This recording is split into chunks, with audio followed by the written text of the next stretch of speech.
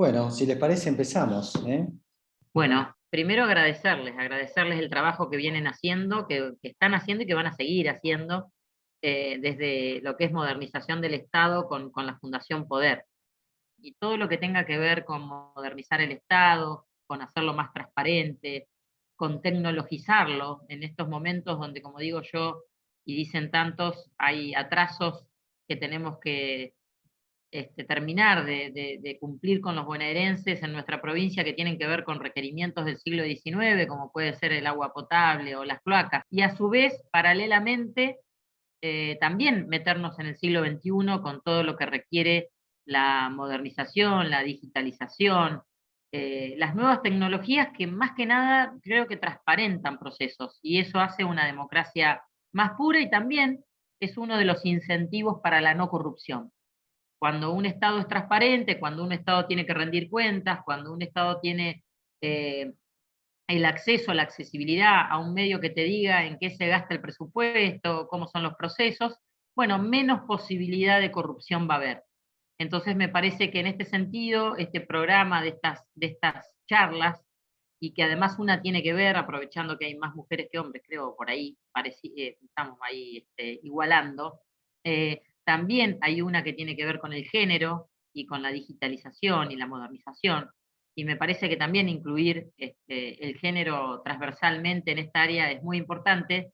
Así que simplemente, seguramente esto va a quedar grabado y yo lo voy a poder escuchar esta charla y espero poder estar en las otras, pero simplemente de darles la bienvenida, agradecerles el trabajo que vienen haciendo y que vamos a presentar todos juntos seguramente a finales de octubre o principios de noviembre. Bien. Bueno, gracias Alejandra. Bueno, me presento para los que no me conocen, mi nombre es Mario Helfestein. Yo estoy a cargo de la Comisión de Modernización de la Fundación Poder, Modernización del Estado, pero además, junto con Alejandro, Carolina Pasos y Jacqueline Rocovi, que vamos a estar a cargo de este ciclo de charlas, de Innovación Pública, integramos IME. IME es el Instituto de Modernización del Estado de la Universidad Nacional de Loma de Zamora, y bueno, conversando tanto con Alejandra como con Marcelo Di Mario, que tuvo un rol importante en el trabajo operativo para organizar este ciclo, a quien le agradezco también por el apoyo que nos está dando. Decía que, bueno, desde IME, este espacio de la Universidad Nacional de Loma de Zamora, que hemos acordado con la Fundación Poder lanzar este ciclo, llevar a cabo este ciclo. Y en el caso nuestro, lo que intentamos hacer desde nuestro instituto es promover este tipo de debates, encuentros, capacitaciones. También, en nuestro caso, hacemos investigación, publicaciones, y en definitiva, bueno, generar estos espacios para intercambiar ideas acerca de lo que pensamos acerca de las políticas públicas y específicamente en un tema que hoy es muy importante, como mencionaba Alejandra, que es estos procesos de modernización del Estado, de innovación, eh, pero no solamente eso, ¿no? Porque bueno, las políticas públicas abarca un abanico muy grande de temáticas, y en el caso nuestro también queremos abordar el funcionamiento del aparato estatal, temas vinculados a la estructura del Estado, cómo hay que reorganizar la estructura del Estado en la provincia para que funcione mejor.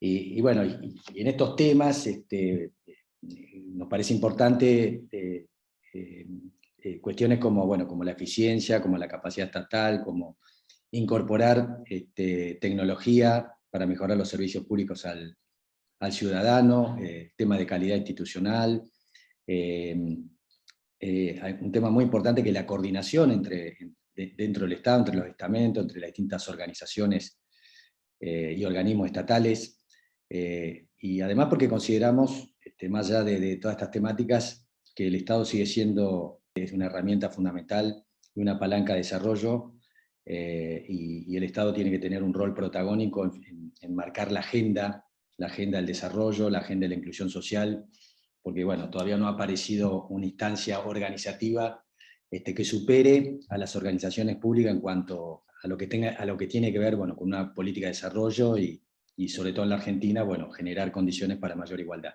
Así que bueno, hecha esta presentación, vamos a dar comienzo a la charla. Como les decía, bueno, organizamos este ciclo en 3 charlas. La charla de hoy va a ser sobre innovación pública y transformación digital. La voy a compartir con Alejandro Esteves, que ahora voy a presentarlo. La segunda charla es sobre servicios públicos digitales, que va a estar a cargo de Carolina Pasos. Y la tercera charla va a ser sobre tecnología y género, a cargo de Jacqueline Rokovich. Todos nosotros integramos el Instituto de Modernización del Estado, como les comentaba. Y en la charla de hoy, bueno, la voy a compartir con Alejandro Esteves, que me acompaña, lo verán, no sé en qué parte de la pantalla lo verán, ahí está saludando. Bueno, Alejandro fue director ejecutivo del INAP, del Instituto Nacional de Administración Pública. Bueno, y además es un experto en temas de administración, de Estado.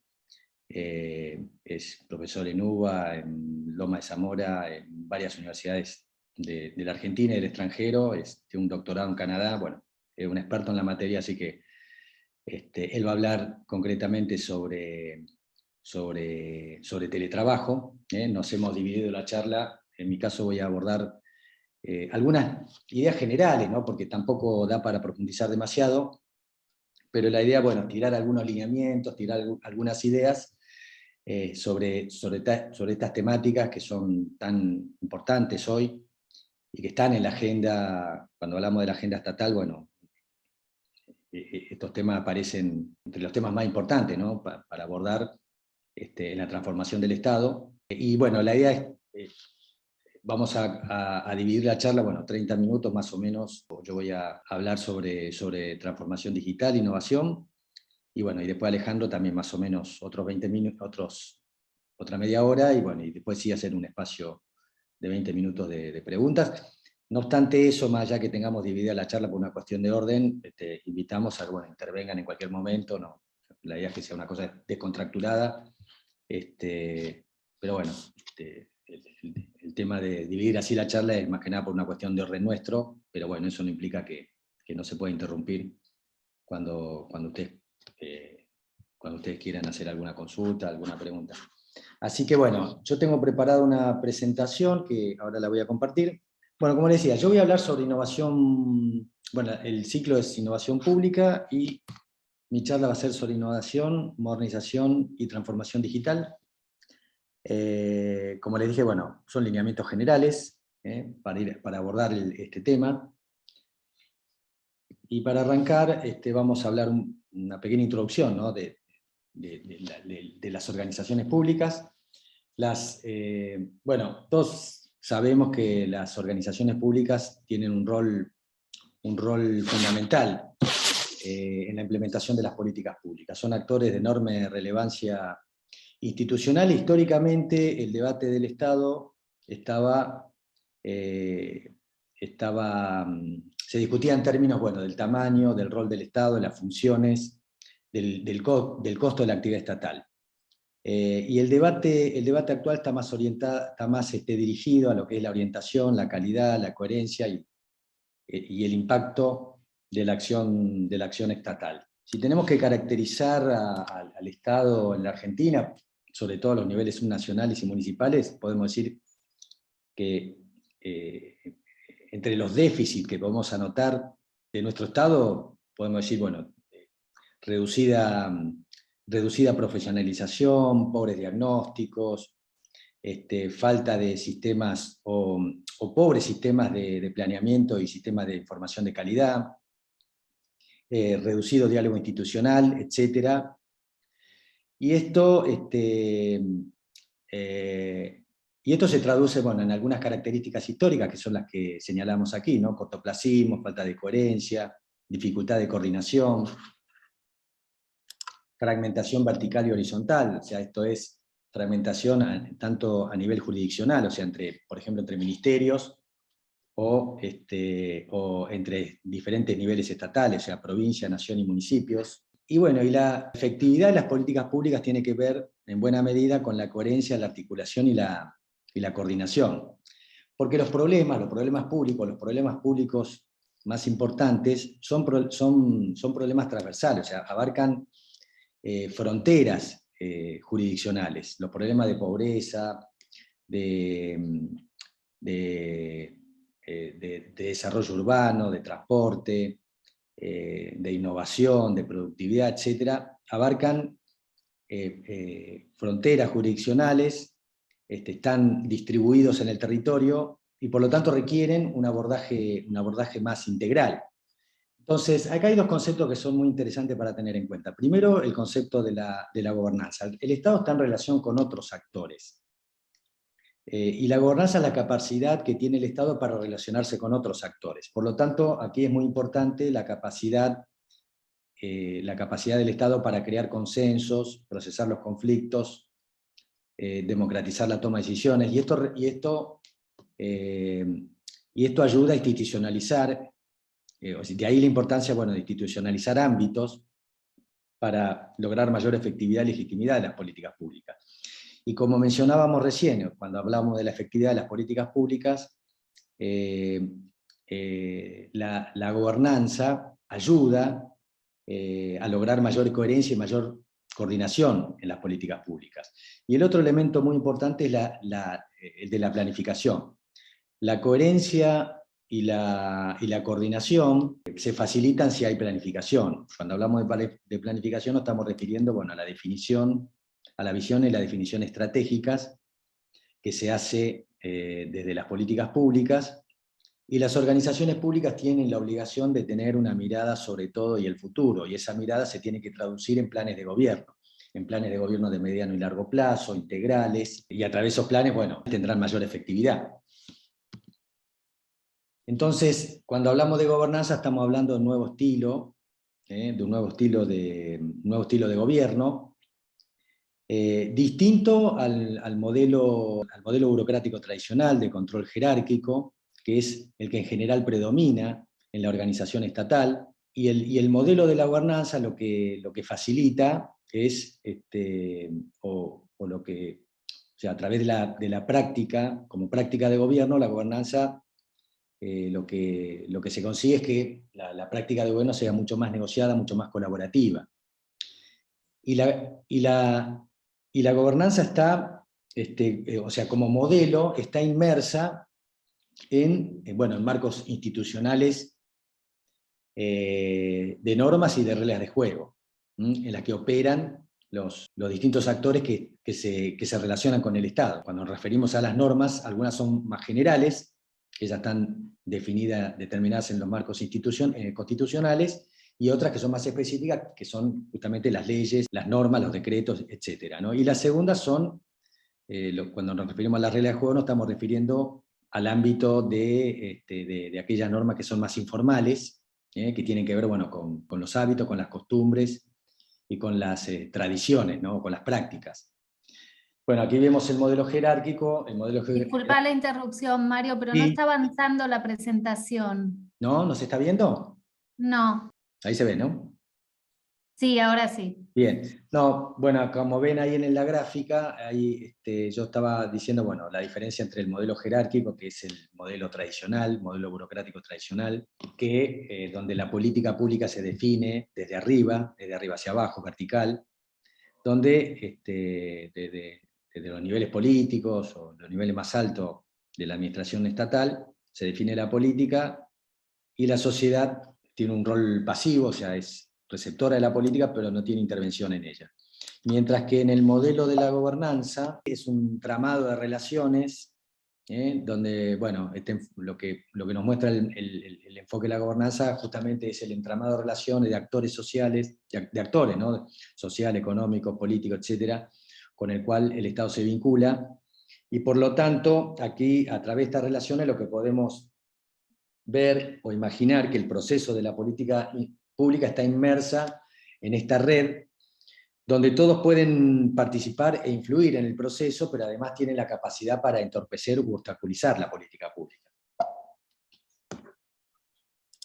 Entonces, bueno, estamos inmersos en un escenario, adentrándonos un poco más al tema central de la charla, El escenario actual en el cual se desenvuelven las organizaciones, y en particular las organizaciones públicas, bueno, se habla de aceleración de procesos, de cambio de época, así como antes de la pandemia se hablaba de época de cambio. Bueno, la mayoría de los autores coinciden que estamos en un cambio de época. Este cambio de época luego de la pandemia ha acelerado muchos procesos, en particular todos aquellos procesos que tienen que ver con procesos y avances en tecnología. Algunos definen este contexto como beacon. Este concepto tiene que ver, bueno, con que los cambios son vertiginosos, un escenario de incertidumbre, de complejidad, de mucha ambigüedad. Y hay tendencias, y estas tendencias, bueno, acá las dividimos entre tendencias tecnológicas y no tecnológicas. Entre las tecnológicas, los procesos de digitalización, que abarca a todos los órdenes de la vida social, o sea, no solamente las relaciones sociales entre las personas, sino también a las organizaciones públicas. Por el otro lado, bueno, que se ha profundizado luego de la pandemia, los procesos de digitalización. Por el otro lado, la irrupción del teletrabajo, bueno, como nueva modalidad de trabajo, también impulsado durante la pandemia, y que es un fenómeno que llegó para quedarse, en algunos lados manteniendo la modalidad de teletrabajo, y en otros lugares con una modalidad híbrida, ¿no? Mixta, o sea, una mezcla de trabajo en casa y trabajo presencial.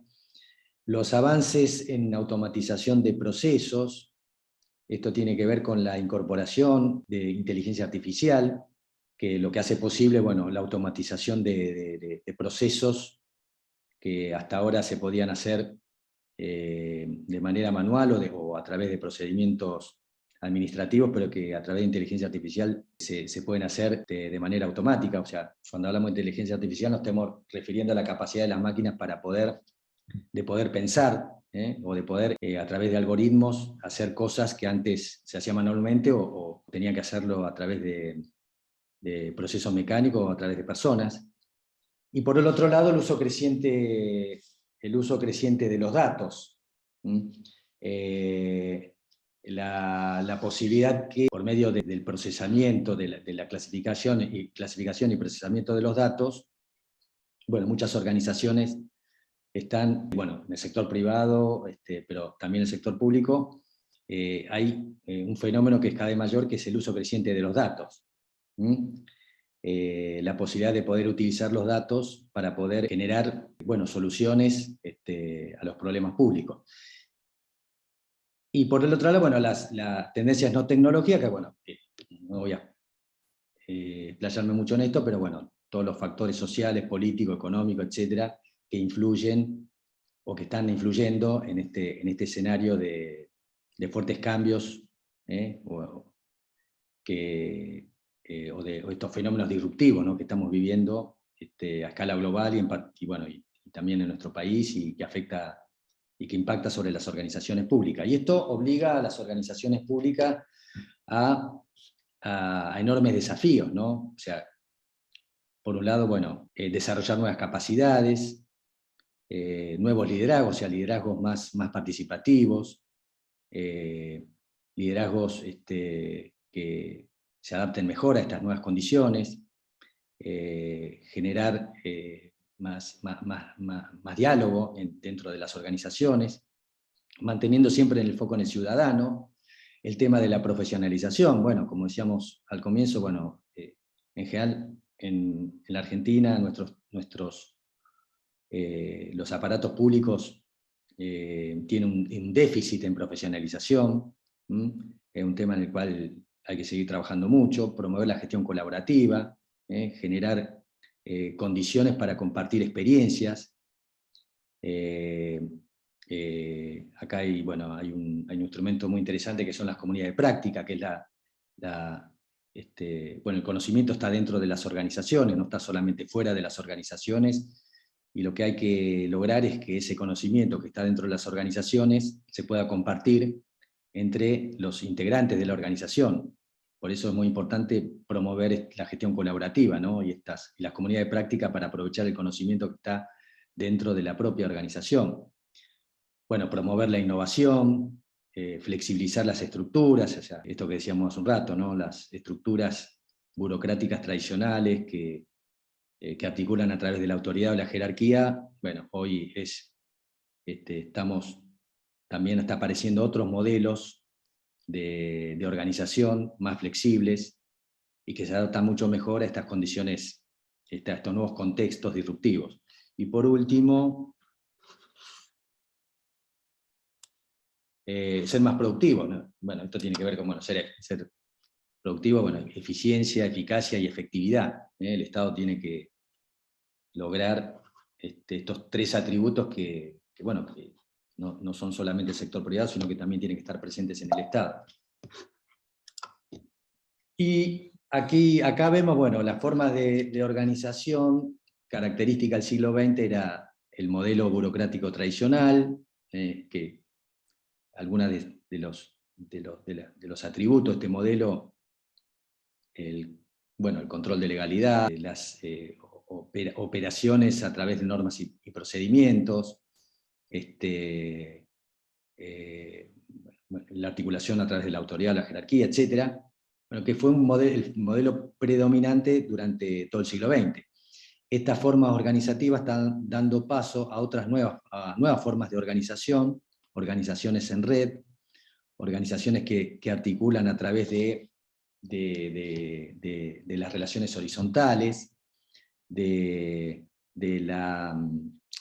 arreglos flexibles de trabajo o de ajuste mutuo. O sea, estas organizaciones en red, lo que tienen, a diferencia del modelo burocrático tradicional, es que son más horizontales y que funcionan a través de redes, de organismos, de entidades autónomas o semiautónomas, que van articulando entre sí, y que son formas más innovadoras, ¿no? Que son justamente modelos de organización más adaptables a las condiciones cambiantes del entorno. Esto no significa que desaparezca la forma de organización tradicional, sino que van a convivir, mientras que el modelo jerárquico tradicional tiene dificultades para adaptarse a un entorno que es cambiante. Estas nuevas formas innovadoras tienen la capacidad de adaptarse mucho mejor a estas nuevas condiciones, o a estos nuevos escenarios. Acá nos hacemos una pregunta: ¿innovación en el Estado es posible? Bueno, la mayoría pensamos que sí, que es posible, ¿no? Y bueno, a ver, cuando hablamos de innovación en el sector público, en primer lugar, ¿qué es innovación? Es la capacidad para crear soluciones nuevas, originales, para resolver problemas o necesidades sociales. La innovación es asimilar o explorar una novedad para resolver una necesidad, un problema social. Por lo tanto, cuando hablamos de innovación, cuando hablamos de innovación en el sector público, nos estamos refiriendo a gestionar de manera más sencilla, una administración electrónica al servicio del ciudadano, gestionar con datos. La crisis del COVID generó una oportunidad en cuanto a una mayor digitalización del sector público, innovación abierta y colaboración con el ciudadano, o sea, abrir los datos del gobierno al ciudadano para permitir que el ciudadano pueda colaborar con el gobierno. Esto tampoco es tan sencillo, ¿no? Porque a veces el Estado tiene dificultades para generar información para los propios niveles que toman decisiones dentro de la organización estatal, y esto tiene que ver con los sistemas, ¿no? Con sistemas que puedan generar información, sistemas que sean interoperables, y si no se dan esas condiciones va a ser muy difícil que podamos abrir los datos del gobierno a la sociedad, y si no podemos abrir los datos a la sociedad, tampoco podemos lograr que el ciudadano pueda colaborar con la administración. Pero como idea de innovación, lo importante, que cada vez es más importante abrir los datos del gobierno a la sociedad, y mejorar las administraciones a partir de compartir conocimientos y experiencias. Entonces, como decíamos, innovar es compromiso de encontrar soluciones a problemas y necesidades sociales. Y cuando hablamos de innovar, innovar no es una aplicación, o sea, innovar no es solo tecnología.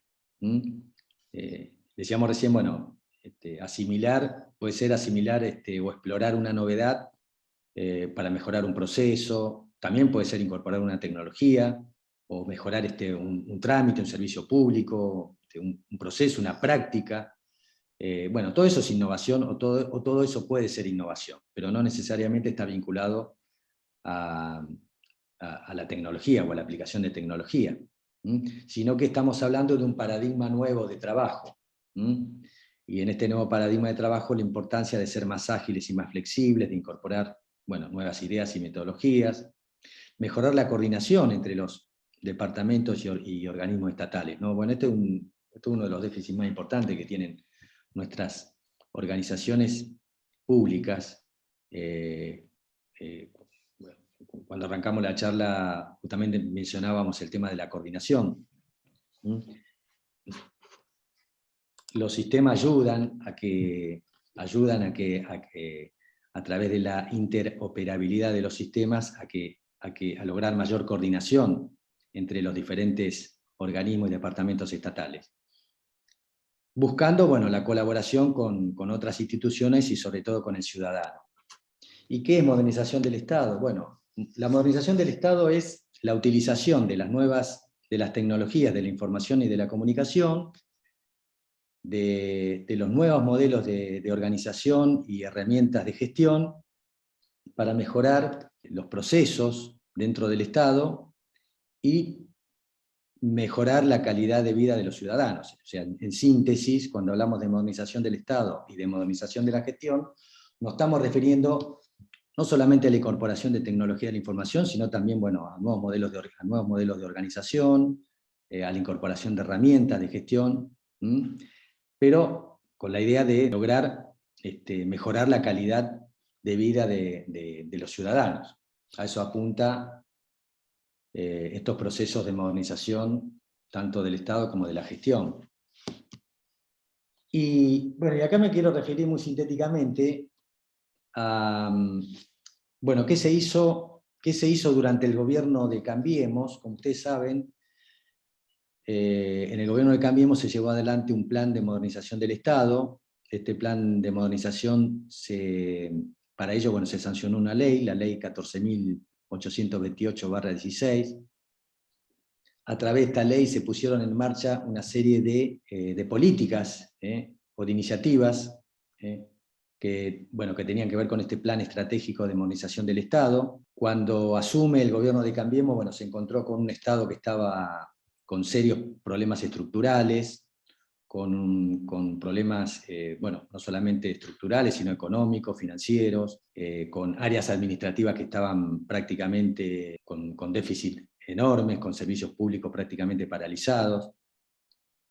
Y a través de este plan de modernización lo que se buscaba era justamente, bueno, no solamente la incorporación de tecnología a la administración provincial, sino también incorporar nuevas herramientas de gestión, modernizar los sistemas de gestión estatal, optimizar los procesos administrativos, y bueno, y todo eso se llevó adelante a través, bueno, de algunas de estas medidas que se plantearon, bueno, a través de estos ejes para la reingeniería estatal, ¿no? Una de ellas, bueno, la transformación institucional, que esto apuntaba a lograr, a través del uso de las tecnologías de la información y de la comunicación, mejorar la coordinación entre los diferentes organismos dentro del Estado provincial, la participación ciudadana, también a través de la incorporación de tecnología y de otros canales de participación, fomentar la participación ciudadana,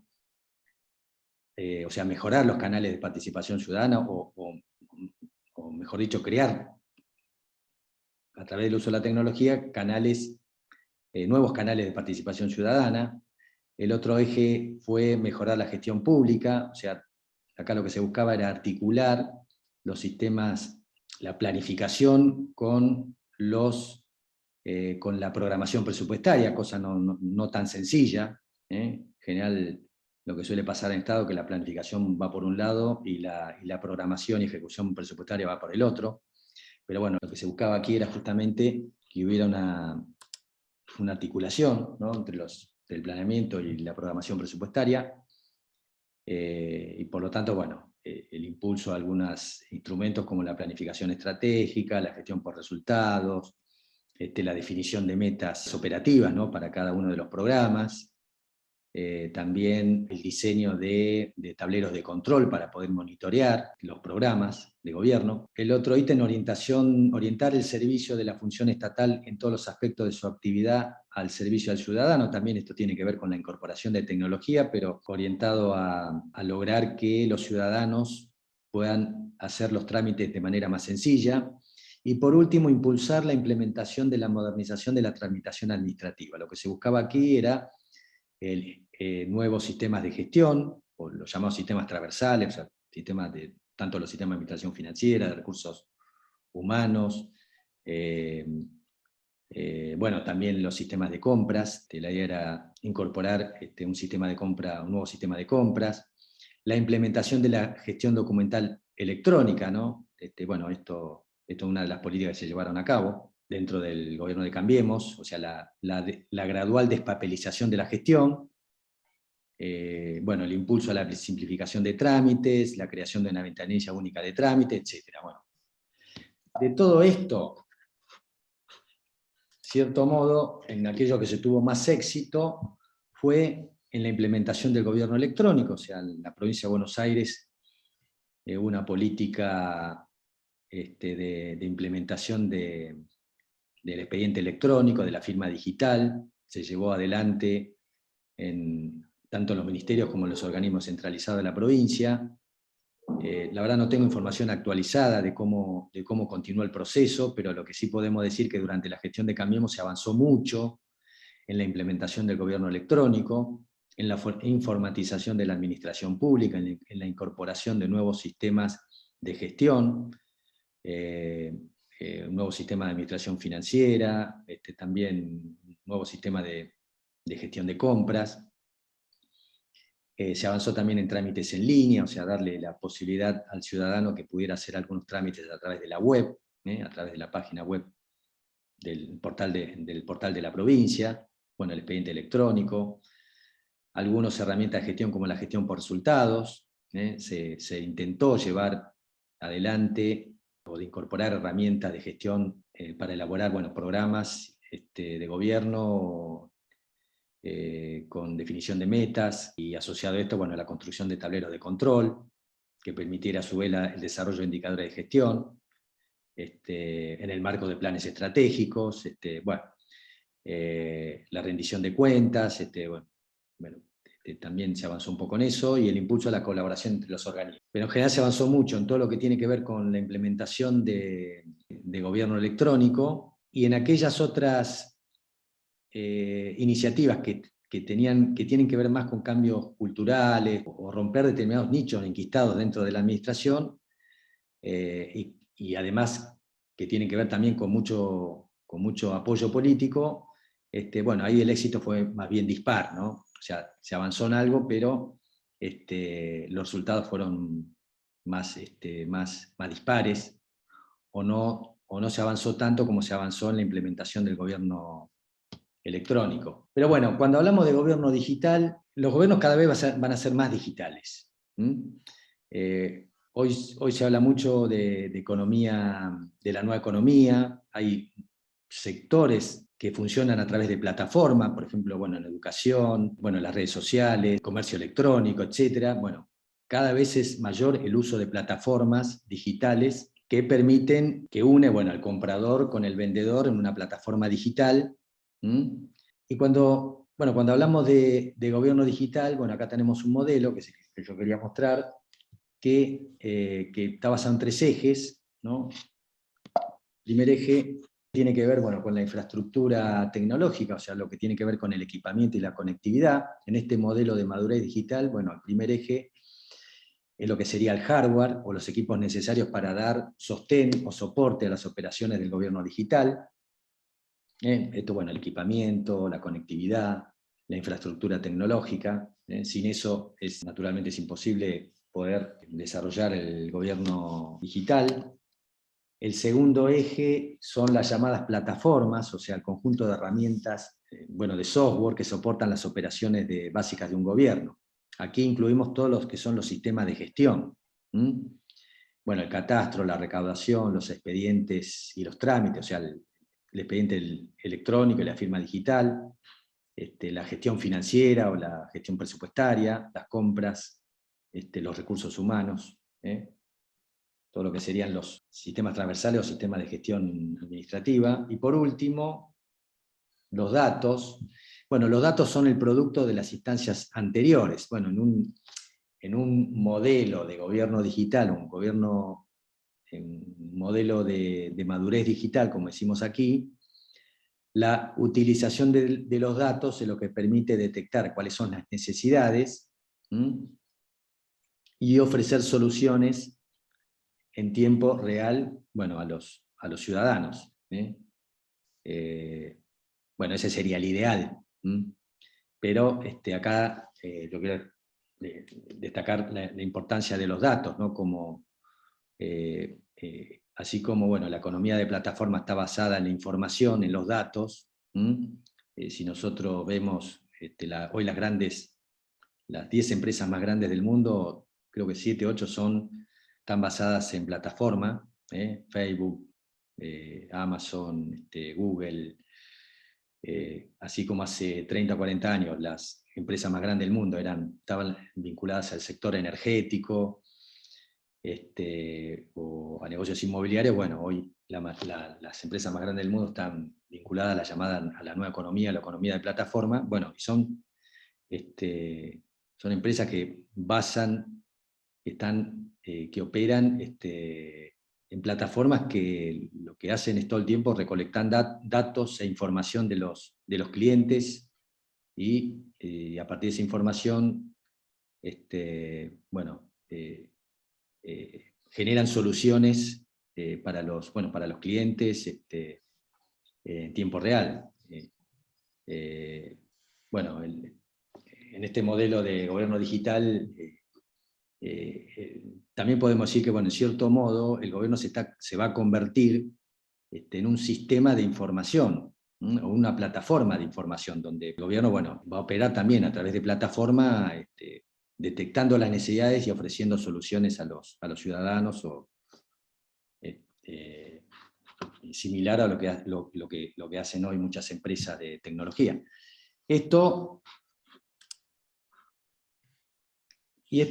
modelo de gobierno digital cierra lo que sería el modelo de gestión, que es la filosofía del equipo de gobierno, el marco en el cual se desenvuelve, que incluye la visión y el enfoque estratégico sobre el gobierno, y esto traducido en los programas de gobierno, para lo cual aquí es muy importante la gestión del capital humano, y los aspectos vinculados al territorio son claves. Tenía algunos ejemplos para dar, pero se hizo muy largo, así que le doy la palabra a Alejandro para que pueda continuar con el tema de teletrabajo, que era el segundo punto que teníamos para ofrecer en esta reunión. Así que te doy la palabra, Alejandro.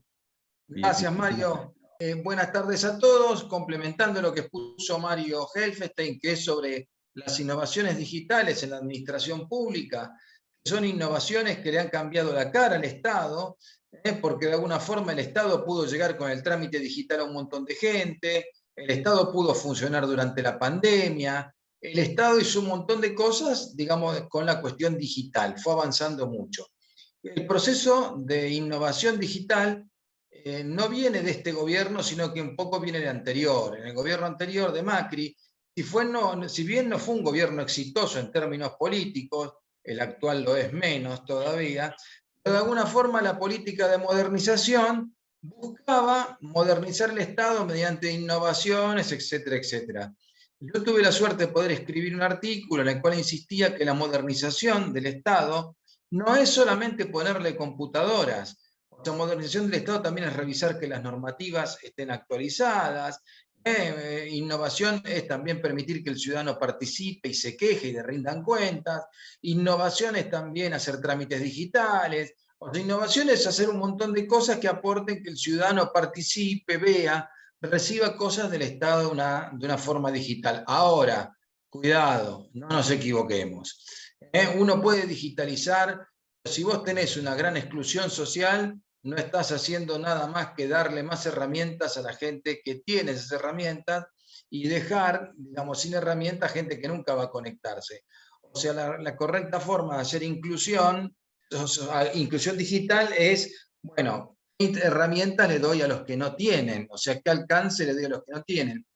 Por eso, incluso durante el gobierno anterior, hubo programas que se llaman Punto Digital, o sea, que buscaban acercar la Internet a lugares del país donde no llegaba Internet, para que la gente con menores recursos pudiera tener un acceso a Internet, pudiera conectarse, etcétera, etcétera, ¿no? Esa política también un poco continuó con este gobierno, con otra cara, pero de alguna forma ese es el tema. ¿Qué pasó con la política de innovación en la provincia de Buenos Aires? Que tal vez algunos de ustedes estén muy interesados por el tema. La política de innovación del gobierno anterior, digamos, se le cambió un poco el sentido al cual iba y se le hizo, digamos, hicieron ciertos avances en todo lo que era trámite digital. O sea, si la provincia de Buenos Aires estaba muy atrás en la cuestión de trámites digitales, durante la pandemia, digamos, como era la única forma que tenía de vincularse el Estado con su ciudadanía, o muy pocas, se avanzó bastante en el tema de los trámites digitales porque la gestión de Kicillof se daba cuenta si no quedaba aislada de la gente. Entonces utilizaron un montón la herramienta digital para digitalizar los trámites. Entonces el Estado de la provincia de Buenos Aires siguió avanzando, si bien con otro sentido, pero siguió avanzando en ese proceso de digitalizar trámites, ¿no? Por supuesto, todavía no se completó ese proceso, tal vez nunca se complete, pero de alguna forma la idea es seguir digitalizando todos los trámites posibles, seguir digitalizando todos los procesos del sector público, etcétera, etcétera. Y hacer que la digitalización esté cada vez en un alcance mayor del grueso de la población, ¿no? Bueno, entonces vamos ahora a los efectos del teletrabajo, si ustedes quieren. Este es un estudio que hicimos para el IME durante el 2021, es un estudio cualitativo, yo no los voy a aburrir con detalles técnicos de cómo lo hicimos, pero básicamente hicimos un relevamiento de cuáles son los efectos del teletrabajo en la administración pública argentina y nos concentramos en el nivel federal. Yo lo que puedo decirle es que estos efectos los cotejé también en lo que es la administración pública de la provincia de Buenos Aires, y se dio una dinámica muy similar a la que vimos en el Estado Nacional. Simplemente que en el Estado de la provincia de Buenos Aires se decidió salir de la situación del teletrabajo de una forma un poco distinta a la administración pública nacional. Es decir, aquellos funcionarios que podían desempeñarse en el teletrabajo, que tuvieran cierta capacidad de ser medidos en su rendimiento, es decir, a ver, ¿cuánto produce usted?, son los últimos que fueron obligados a volver del teletrabajo. Es decir, toda aquella tarea administrativa que era medible, se la mantuvo por más tiempo en formato de trabajo remoto que el Estado Nacional. Después les voy a comentar de esto, les voy a comentar qué hicieron los gremios, les voy a comentar detalles hasta oscuros del proceso de digitalización y del teletrabajo. Bueno, vamos entonces. La metodología ya les conté, no les voy a leer toda, les voy a nada más que enumerar las preguntas que hacíamos por email a la gente, a los funcionarios públicos, agentes, cerca de 60 personas entrevistamos para hacer este estudio, y bueno, y nosotros, tal cual le explicamos en esta filmina, nos concentramos en las percepciones y los argumentos de los actores. O sea, nunca le dijimos, dígame cuánto se siente digitalizado en la escala del Ministerio de Modernización, un 3.4, no. Le dijimos, dígame cómo percibe tal proceso, cómo percibe tal, cuál es su argumento respecto de esto. Es decir, nos centramos en las percepciones y argumentos de los actores entrevistados. Bueno, entonces por eso es un enfoque de tipo cualitativo. Vamos, entonces, la primera pregunta que les hacíamos, ¿cuál es su impresión o balance general respecto del efecto del teletrabajo en la administración pública? En general la gente dice, no, para mí el teletrabajo, esto de haber trabajado desde las casas, fue algo positivo. O sea, es decir, hay lejos de lo que algunos creen, hay una muy buena recepción de la gente de poder haber trabajado desde las casas durante la pandemia. O sea, el Estado siguió funcionando gracias a la tecnología que ya estaba, por ejemplo, el trámite digital, por ejemplo, consultas por WhatsApp, por ejemplo, las páginas web de los distintos ministerios, por ejemplo, los trámites digitales. Es decir, todas esas tecnologías, la teleconferencia, todas esas tecnologías permitieron al Estado seguir funcionando aún en la etapa más dura de la pandemia. El 80% de los empleados públicos estuvieron en situación de trabajo remoto y el otro 20% eran los indispensables, eran los que tenían que estar en hospitales, los que tenían que estar en controles fronterizos, los que tenían que estar en cuestión, digamos, se llaman los presencialistas esos. Esos no pueden ni en pandemia dejar de trabajar porque es una cuestión de seguridad, de salud, etcétera, etcétera. Vamos, acá seguimos preguntando cuáles eran los efectos que perdurarán. De alguna forma la gente nos decía, cuando pase la pandemia, cuando termine todo esto, el teletrabajo va a dejar una experiencia que nos va a decir cuál tarea es teletrabajable y cuál no. Nos va a decir cuáles procesos del Estado pueden ser hechos de una forma digital y cuáles no. Nos dice también, por ejemplo, qué gente puede teletrabajar y qué gente no. Es decir, de alguna forma, hay uno que nos lo dijo ahí en una de las preguntas, fue la auditoría de procesos más grande que hubo en toda la historia de la Administración Pública Nacional. O sea, la pandemia obligó, por una causa de fuerza recontra mayor, todo el mundo a sus casas y teletrabajemos. Bueno. Después, acá seguimos preguntando lo de perdurar. Yo voy a hacer una especie de pasaje rápido de las preguntas. Luego nos vamos a detener en los grupos sociales que sufrieron y que se beneficiaron del teletrabajo. Luego vamos a las conclusiones y abrimos una etapa de preguntas. Entonces, acá seguimos preguntando, bueno, vamos. Respecto de la productividad, o sea, acá las respuestas fueron, digamos, levemente minoritaria. O sea, la gente decía, el teletrabajo no aumentó la productividad, simplemente nos permitió ver qué tareas eran trabajables y qué no, quiénes podían teletrabajar y quiénes no. No aumentó la productividad del Estado. O sea, para que vean qué interesante cómo la gente distingue perfectamente entre la productividad de una herramienta o no. Y ahora nos metemos con las personas, los grupos que fueron los más perjudicados. O sea, vamos a ver primero los perjudicados y después los, digamos, beneficiarios. Hacemos los canales de televisión, viste que siempre van a lo negativo, y después lo bueno te lo dan en una noticia chiquita. Vamos a arrancar por los perjudicados, por el proceso de teletrabajo. Primero, las personas mayores, si tienen actitud hacia lo tecnológico. Acá estamos hablando de empleados públicos, o sea, a mayor edad del empleado público, si tiene actitud negativa hacia lo tecnológico, es considerado un perjudicado por el proceso de teletrabajo. ¿Por qué? Dice, no, yo no sé manejar la máquina, me cuesta mucho. Entonces, de alguna forma, se ve perjudicado por la cuestión del teletrabajo. Segundo grupo perjudicado, los que no tenían una buena infraestructura hogareña propia. Es decir, no tenían una máquina, no tenían buena conexión a internet, teletrabajar. En la Administración Pública Nacional hay un 20% de los agentes que en sus casas no tienen una computadora, se manejaron con el celular.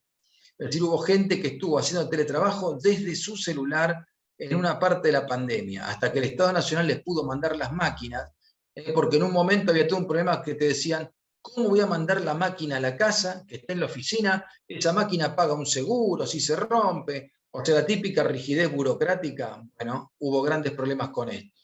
Luego, otro grupo perjudicado, las mujeres y hombres con hijos a casa y por cuestión de la pandemia. Si ustedes se acuerdan, en la parte dura de la pandemia los chicos no iban al colegio.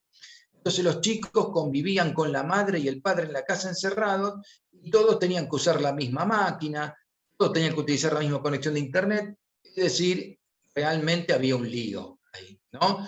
Por eso, si ustedes se acuerdan, en la etapa antes del final de la pandemia, había una gran presión que los chicos vuelvan al colegio. Los chicos vuelvan al colegio, bueno, justamente esto. Bueno, sigamos.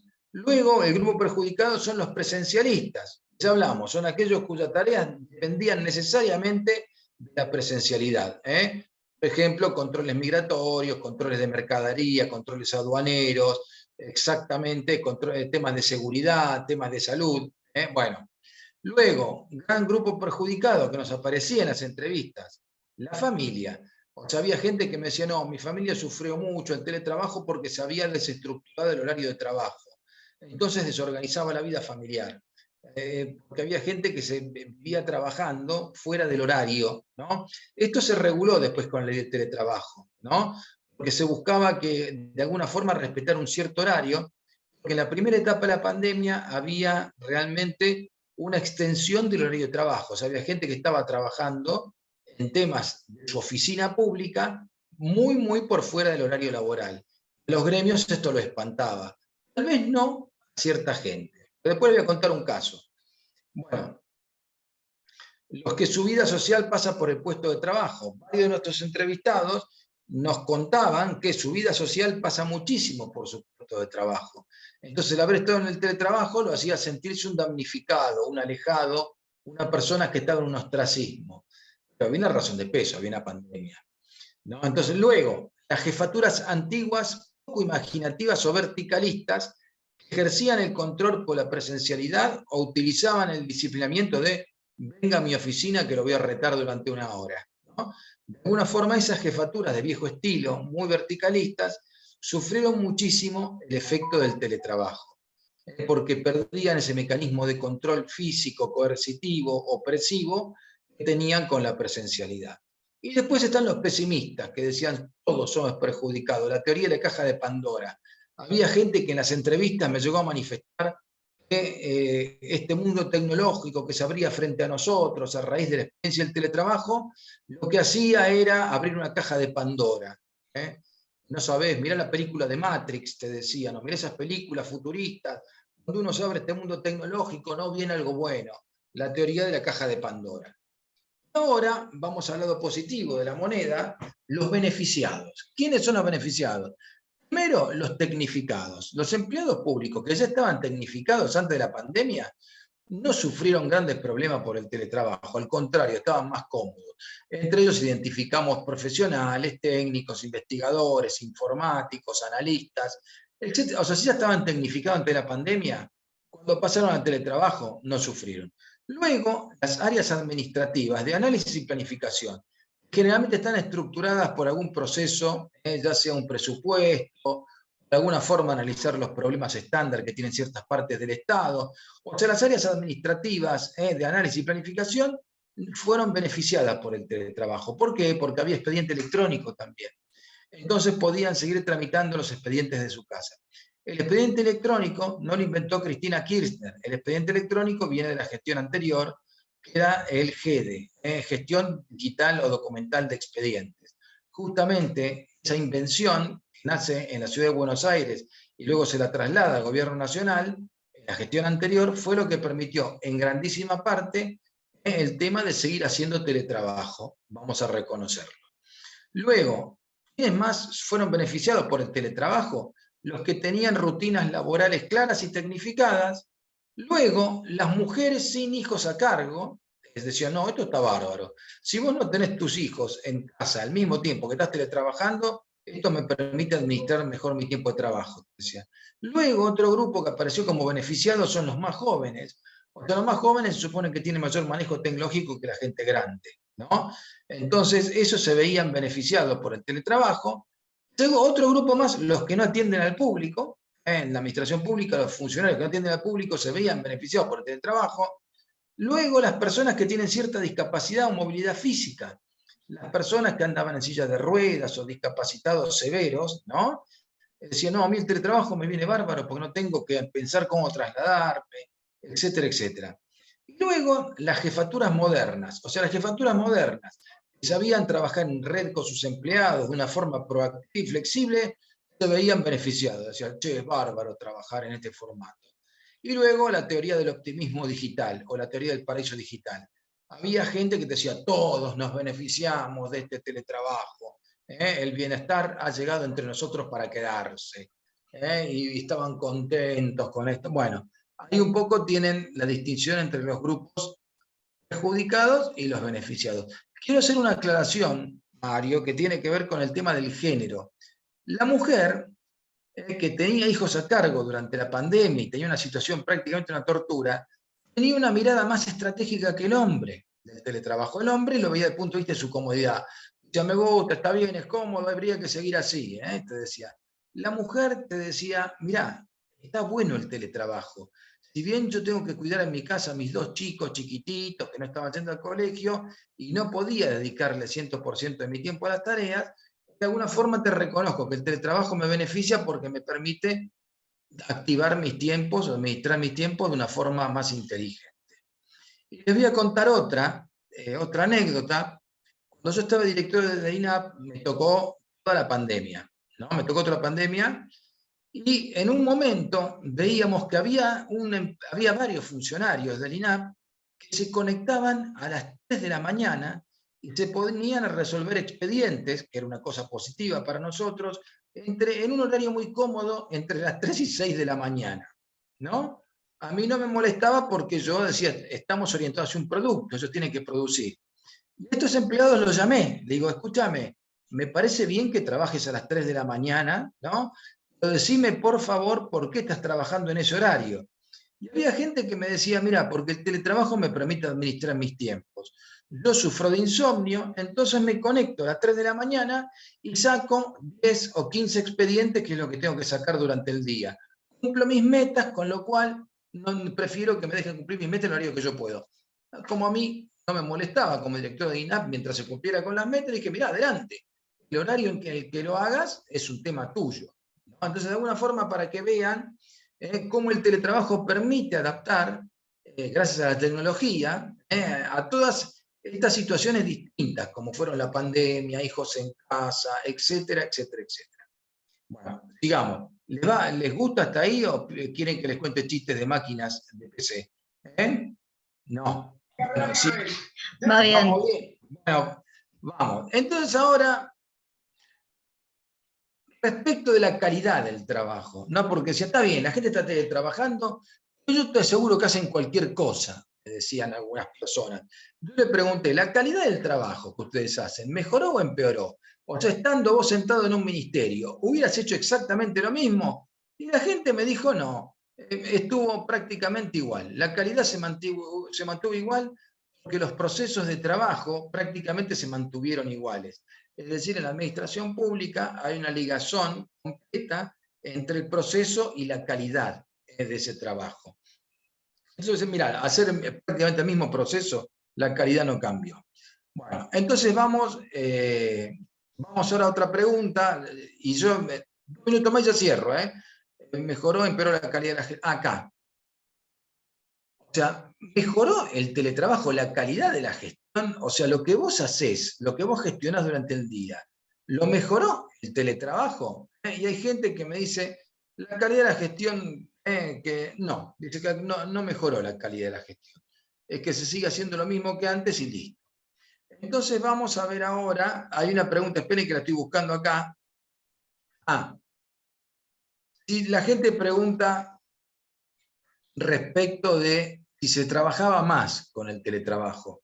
Y varios me respondieron que de alguna forma lo que hizo el teletrabajo permitió una jornada de trabajo más extendida al no tener que trabajar en el lugar de trabajo, al no tener que trasladarse. Hay todo un tiempo que se ahorra el trabajador. Se ahorra ese tiempo y ese dinero, que acá está el lío que después vamos a tratar, ¿no?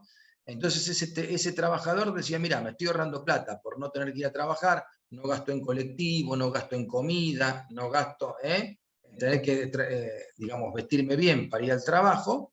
Entonces, de alguna forma te dicen que ese tiempo extra lo dedicaban a controlar los informes que hacían. De alguna forma, el tiempo que ahorraban lo terminaban volcando en mejorar un poco el producto que hacían, ¿no? Por supuesto, acá está la pregunta que quería decirles. Entonces, en un momento le preguntamos, ¿vos crees que el teletrabajo es invasivo de la vida privada del trabajador? Y la mayoría, un 80% dijo, sí, por supuesto, dicen, es invasivo.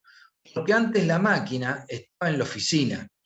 Entonces, si la máquina la espían o me intrusan la máquina, no me preocupaba tanto porque estaba en la oficina. Ahora la máquina está en mi casa. Entonces había muchos que tenían miedo que alguien pudiera prender el micrófono mientras estaba en la... ¿Me siguen? O sea, si alguien puede hacer que la máquina espíe mi hogar. Entonces, de alguna forma, los trabajadores, es una forma muy mayoritaria, el 80%, y los que están a favor también te decían esto, es invasivo, porque yo no sé si alguien prende la máquina mientras yo no estoy frente a pantalla y la máquina está prendida, etcétera, etcétera, etcétera. Entonces, ahí le respondí, y ahora vamos a las conclusiones tal cual les prometí. Así que primero, por supuesto, digamos, esto fue también lo que recabé entre los empleados del INAP, ¿no? Y de alguna forma tenés que poner que no era la función oficial del INAP, eso lo puse ahí. Primero, existe una percepción positiva de los primeros efectos del teletrabajo, pero no es incondicional. O sea, la gente dice, el teletrabajo funcionó, pero habría que mejorar ciertas cosas. Por eso les distinguí el caso de las mujeres.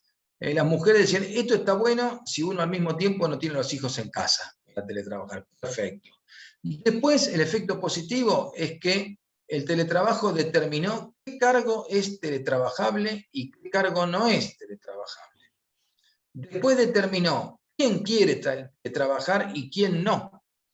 O sea, ¿usted podría teletrabajar o no? ¿Se entiende? Eso es lo que determinó. Entonces, determinó tareas, determinó quién. Después, respecto del horario, lo que hubo mucha gente que se quejó de que el teletrabajo extendía la jornada laboral. Entonces, por eso, luego hubo una ley en la que se reglamentó el horario. Había que buscar más o menos mantener un horario de trabajo, etcétera, etcétera. Otro gran efecto del teletrabajo es que la reunión de trabajo cambió radicalmente. Fíjense ahora, nosotros estamos teniendo una teleconferencia. Esto antes de la pandemia, de poder tener una teleconferencia como ustedes estuvieron acá con nosotros, era impensable. Ahora es moneda corriente, que te vayan a decir, vení, trasladate una hora hasta el centro de conferencias, que vamos a ver a fulano, no va la gente. O sea, quiere decir que la teleconferencia se institucionalizó. Lo mismo está pasando en los posgrados. Le paso un aviso, ¿no? A los posgrados en universidades nacionales y privadas le está costando un montón volver a la presencialidad. ¿Por qué? La gente ya probó. Dice, mira, yo sé que perfectamente puedo cruzar con mi máquina a distancia y voy a rendirte los exámenes si querés al centro de posgrado, pero no me rompas ir todos los días. Entonces la teleconferencia se institucionalizó. También les voy a contar otra cosa. En el mundo judicial hay ciertas audiencias que ya las toman por teleconferencia. O sea, le tienen que tomar, digamos, cierta declaración a un imputado en una causa. Hoy en la justicia argentina, que es un actor bastante retardatario de toda innovación, te permiten hacer tu declaración por teleconferencia, ¿no? Entonces, bueno, y luego aparece una coalición de agentes que apoya el teletrabajo. Es decir, el efecto del teletrabajo significa que hay un grupo de agentes públicos que ya probó el teletrabajo, le gustó y demostró que se puede teletrabajar. Ahora, ¿qué pasó en el caso argentino y concretamente en la Administración Pública Nacional? Los gremios, ustedes saben que no son agentes precisamente del progreso de las normativas, ¿no? Los gremios estaban desesperados por volver a la presencialidad. Es decir, veían que el trabajador en su casa se les autonomizaba, veían que no tenían, digamos, es como que se sentía que perdían poder si los trabajadores seguían en sus casas. Como este gobierno es bastante débil respecto a ciertos aspectos, que no vamos a ahondar en eso, la agenda de cómo volver del teletrabajo a la presencialidad se la fijaron los gremios, ¿no? Entonces hoy en muchos organismos públicos encuentran protestas permanentes respecto de volvamos al teletrabajo, hay marchas de gente que pide volver al teletrabajo, porque hay gente que dice, mira, ya probé, puedo trabajar de mi casa, encima ahorro unos manguitos, etcétera, etcétera, me da cierta flexibilidad. ¿Por qué no puedo teletrabajar de mi casa si me ponen metas claras? Es decir, apareció la coalición de apoyo frente al teletrabajo. A ver, déjeme ver si hay otra después. Respecto del teletrabajo, no habría aumentado la productividad ni la capacidad de gestión. O sea, porque está ligado a los procesos que hace la organización. Luego, perjudica a las mujeres y hombres con hijos a cargo, que esto lo vimos ya, y a la gente que tiene mala infraestructura doméstica. O sea, el que tiene mala conexión a internet, o tiene una mala máquina en su casa, o no tiene un espacio para hacer teletrabajo, el teletrabajo es una tortura, ¿no? Luego, ¿aumentó la carga horaria diaria de los agentes públicos? La respuesta es sí, porque de alguna forma el tener que tener la máquina 8 horas prendidas, de alguna forma, y no tener que trasladarse, significaba un cierto aumento de la carga horaria. ¿Es invasivo la propiedad privada, de la vida privada? Sí, ya lo dijimos, porque la máquina está en tu casa, ¿no? Luego recogíamos que había necesidad de reglamentarlo, todos los actores, sobre todo el gran miedo de los gremios y los del mundo privado era que el teletrabajo llevara despidos de empleados, ¿no? Luego hablaban de una necesidad de planificar el teletrabajo, y por eso ahí termino con los interrogantes que reflejamos, que se fue a la situación de teletrabajo por una cuestión de teleemergencia, de la pandemia, y que se fue no de una forma planificada, sino improvisando. Es un poco como yo quería demostrarles el tema. Entonces, para redondear y terminarlo en 2 o 3 frases, ¿no? O sea, la tecnología cambia mucho a las administraciones públicas.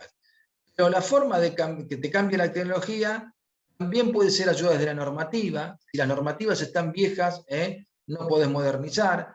Si no analizás los procesos de tu administración pública, también tenés una administración pública vieja. Si no rendís cuentas de lo que haces, también tenés una administración pública vejentada. ¿Me van siguiendo?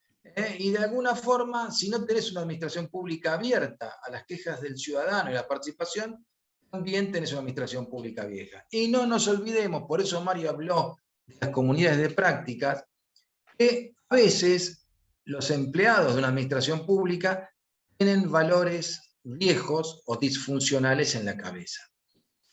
Digamos, hay gente que sigue añorando volver al papel, hay gente que sigue añorando volver a que la gente haga colas frente a un ministerio, ¿no? Es decir, de alguna forma la tecnología cambió mucho la cara de la administración pública. Y tal cual dijo Mario, es un cambio que es innegable. Vos no podés negarte ese cambio porque ese cambio ya viene, o sea, solito ese cambio se va instalando, o sea, solita el trámite digital va siendo un requerimiento de toda la gente. Porque dice, ¿por qué tengo que hacer este trámite a PAMI si yo lo puedo hacer perfectamente por internet? Es decir, y atención, y acá viene la otra parte de la exclusión social, que es un tema que con Mario nos preocupa mucho, ¿no? Si vos buscas realizar una política de inclusión social, tenés que meterte a incluir a las personas que están despegadas de este mundo digital que ya está entre nosotros, ¿no? Digamos, pensar hoy una ciudadanía plena sin hacer algo desde el punto de vista de la inclusión digital de esos sectores es una política equivocada. Por eso nuestra idea es buscar de alguna forma crear un programa de inclusión digital para los sectores más jóvenes, ¿no? Para irlos incorporando inmediatamente a este proceso de digitalización que sufrió el mundo. Bueno, de mi lado nada más. Eso fue lo que pensamos de este proceso. Así que, Mario, toma vos el comando. Yo dejo de compartir esto. Así que adelante. Perfecto. Bueno, gracias Alejandro. Bueno, abrimos un pequeño espacio para hacer alguna consulta, una pregunta, algún comentario. Bueno, sí es un poco largo porque ya estamos en 1h30, así que la idea era cerrar 1h30 para no hacerlo muy extenso. Pero bueno, si alguno quiere comentar algo por ahí interesante, ¿no? Tenga que ver con lo que hablamos, una experiencia de trabajo tal vez. Así que bueno, abrimos este pequeño espacio para intercambio. Mario, si me permitís un segundito. Sí, dale. Yo estuve escuchando toda la charla, estaba sin cámara porque estaba haciendo otra cosa, pero estaba escuchando atentamente. Yo lo escribí ahí en un momento, sí, lo leí. en el chat. Nosotros tuvimos la posibilidad de implementar, conforme a lo que fue el GEDEVA, la posibilidad de implementarlo dentro del Ministerio de Educación de la provincia.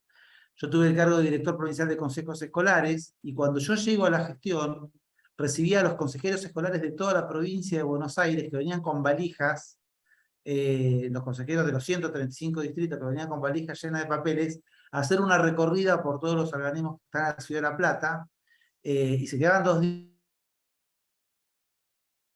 días, porque un día no iban a casa, por encima los empleados administrativos los tenían hasta las 2 de la tarde taxativamente, y al otro día tenían que volver a las 8 de la mañana, así que ya solo la implementación de GEDEVA les cambió la dinámica, la vida, les devolvió un rol que es más territorial, y claramente esto fue en beneficio de los centenares de miles de docentes que tenemos en la provincia. Nosotros en la provincia tenemos cerca de 300.000 docentes, y al mismo tiempo le cambió la vida a los alumnos que dependían de esos docentes, que son cerca de 5 millones en toda la provincia. Lo mismo que con la digitalización de las licencias, que antes eran a través de una prestataria, que iban con un papelito blanco, se lo cambiaban con uno rosa, a un enfermo tenían que ir. Hoy desde la casa, desde el celular, y eso todavía sigue implementado, pedís la licencia con la orden del médico y te quedás en tu casa. Y aparte nos permitió a nosotros, desde la Administración Central, controlar desde dónde se pedían esas licencias, y pudimos también cortar con determinados vicios que había instalado en el sistema educativo, de pedir licencias sistemáticas por enfermedades que no existían. Y bueno, no quiero aburrirlos ni comentar casos para no ser demasiado extenso, pero sí decirles que les cambió la vida no solamente a los docentes, sino a los directivos, y esto claramente es un aporte desde el gobierno digital a la mejora de la calidad educativa, que en todo caso también, para los que lo pensamos así, también es un aporte a una mejor ciudadanía del futuro. Entonces, es un ejemplo concreto de lo que vos explicabas, Mario, al principio, y lo que Alejandro después también pudo explicar, de lo que significa implementar la digitalización, un gobierno digital, innovación pública, en mejora de la ciudadanía en general. Solamente hacer ese aporte. Bueno, bien, muy interesante, Marcelo. Levantó la mano Carlos Santoro. Carlos. ¿Cómo están? ¿Cómo andan? Bien. ¿Cómo están? Buenas noches. De todo lo que se dijo, sí, en verdad hubo un cambio muy grande, que fue una marca muy grande, muy grotesca para lo que fue la gestión pública provincial, de lo que fue la implementación del GEDEVA. Es así como lo remarca Marcelo. Significó un cambio gigantesco. De acá al futuro yo creo que lo tenemos que mirar toda esa implementación y ese cambio grotesco para bien, mirándolo de la forma que lo podemos hacer crecer y potenciar. Si pensamos qué es lo que se hizo después de la gestión Vidal para acá, comparativamente con la implementación del GEDEVA, bueno, no, parecería como si estuviese todo congelado. Lo que pasa es que la provincia de Buenos Aires, la gestión pública provincial, sufrió un cambio muy grande con la implementación del GEDEVA, con la implementación del SIGAF, el Sistema de Administración Financiera, el sistema de Buenos Aires Compra, el Provincia de Buenos Aires Compra, el PEVAC. Son todos sistemas que, y bueno, los que bien detallaba Marcelo en el tema de la administración de las licencias médicas en educación. Todos sistemas que fueron innovadores. Entonces, claro, fue tan brusco, tan gigante el cambio, que hoy por hoy parece como si no hubiese nada, no pasase nada, que estuviera todo congelado. Lo que está sucediendo ahora son mantenimientos, se logran algunos que otros pasos. Yo creo que la gestión pública nuestra para el día de mañana nos tenemos que proponer seguir profundizando ese cambio. Falta mucho camino por recorrer porque son sistemas, como todos sistemas nuevos, son mejorables. El sistema SIGAF, el de Administración Financiera, es mejorable. Pensemos que en Nación, el sistema de Administración Financiera de Nación, el SIDIP, lo han mejorado cada 4 años del año 92, entonces son sistemas que son totalmente mejorables. Sí tenemos que reconocer, y eso fue el logro de la gestión nuestra, la implementación de esos grandes sistemas, de la implementación del expediente electrónico, que por suerte sobrevivió en la provincia de Buenos Aires, cosa que no pasó en la Nación. En Nación había, bueno, vos Alejandro lo has visto bien claro, lo que fue modernización del Estado en Nación fue gigantesco lo que se hizo también, es reconocible eso. En provincia de Buenos Aires se hizo mucho, y en Nación, bueno, sí se dio mucha marcha atrás. Por eso digo, nosotros por suerte no hemos dado marcha atrás, tenemos que proponerlos y pergeñar una estrategia para seguir creciendo y explotando esos sistemas que son mejorables, obviamente, pero nos resultó, no solamente a nosotros, sino al público en general, a la gente en general, como también mencionaba Marcelo, a los consejeros del interior, les evitaba costos altísimos. a la gente, al administrado, a la ciudadanía le evitó costo altísimo. Así que es un motivo para celebrarlo nosotros. Fue nuestro y ahora lo tenemos que seguir trabajando, lo tenemos que seguir profundizando. Hay mucho para hacer. Mario, te agradezco la invitación que me hiciste. Y bueno, me encanta la propuesta y creo que sí, que hay que seguir trabajando en esto porque los avances tecnológicos son día a día. Alejandro también lo sabe de lo que ha visto en Nación, que bueno, grandes trabajos se han hecho allá también. Eso, quería dejar el mensaje de que hay mucho para seguir trabajando, que fue gigantesco lo que se hizo a comparación de lo que se está haciendo, pero tenemos que seguir trabajando en eso. En base a con esa base tenemos que seguir creciendo para mejorar la gestión pública. Bueno, gracias Carlos por el comentario, por el aporte. Bueno, no sé si hay alguno más que quiera hacer algún comentario. Si no, vamos cerrando ya para no extender más la charla. Y bueno, invitarlos para la próxima. La próxima va a ser el miércoles que viene a las 18 horas con Carolina Paso, que va a hablar de servicios públicos digitales. Y bueno, la idea es esa, instalar estos temas, profundizar en estos debates, un tema en el cual es necesario avanzar, hacer un buen diagnóstico y tener propuestas, sobre todo por la importancia que esto tiene de cara a una gestión de gobierno, conocer el funcionamiento del Estado, conocer cuáles son las herramientas que se requieren para mejorar su funcionamiento. Y bueno, y además tener una idea bastante amplia de cuál es el rol del Estado en el proceso de transformación que nosotros queremos encarar y desarrollo en la provincia, con inclusión social, como mencionaba Alejandro, que son los ejes que tienen que son centrales, ¿no?, para una propuesta política, de gobierno, etc. Así que bueno, nada más, hasta la próxima. Chao, gracias. Chao. A todos, gracias. Chao, buenas noches.